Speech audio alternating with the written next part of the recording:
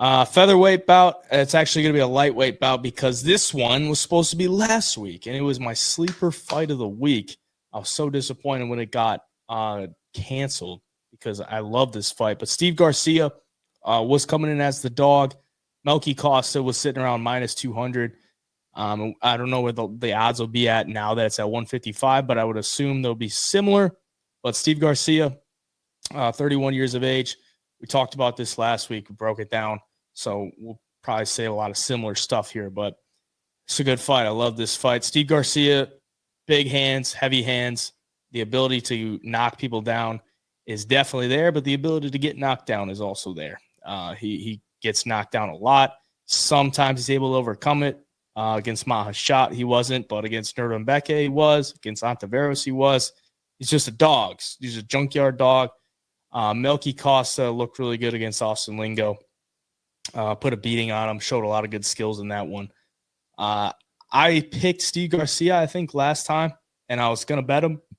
I don't know if I'll continue to do that because it sounded like Garcia had to pull out with an injury.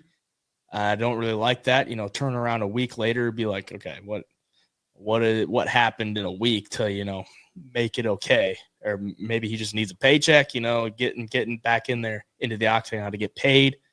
I'm kind of torn because I like Garcia as the dog, but now that he's coming back off the injury a week later, I don't know. What are you thinking? Yeah, no, I'm the same way. A week, from having to pull out of a fight, injury, sickness, whatever the case may be, and then taking a fight, next weekend makes me nervous. So if you were betting on Steve Garcia because of the price, I think you're going to get bigger dog money here just because of that factor whenever the lines come out.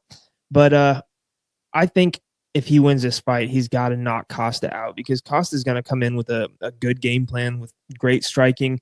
He throws these kicks to the body over and over and over that just seem to wear down his opponents. He'll bring it upstairs to the head too. His hands are fast. They're good. It's pretty tough as well. But I think he's underrated in the wrestling department. I think Costa will be able to take Garcia down at some point in this fight. And that's kind of been where Garcia gets beat. He's not really – the guys can hurt him on the feet, but they're not really outclassing him, and he's able to touch them up too. But when he gets taken down, there's times he loses fight. So, yeah, with Costa, you mix that in with those kicks, man. It's the kicks it comes down to the kicks for me. I think he's going to eat the legs up of Garcia, slow him down, stop him in his tracks, try to take some of the power out of him. And if he lands enough of those to the body, I just don't see Garcia having the gas tank for one and the power left in him to put Costa out. I think Costa is going to make this a dirty fight. A lot of clinch work, elbows, knees, a lot of kicks to the body, and walk away with it here. I like violence in this spot, though. Both guys are powerful. Both guys can find the chin. Both guys get hit a little bit. Garcia gets hit just a little bit more. I could see this one ending inside the distance. Yeah, I liked the under last week, and I think I like it even more here. But the upside for Steve Garcia, you're at the Apex, and it's a smaller cage. Melky uses a lot of movement, fights out the back foot a good amount, uses the kicks. So he'll have to be cautious of that smaller cage. Garcia probably able to corner him a little bit easier, land those big bombs. I think I got to go with Melky Costa in this one just because of the injury for the pick. But I do still like that under. It's probably something I'll play.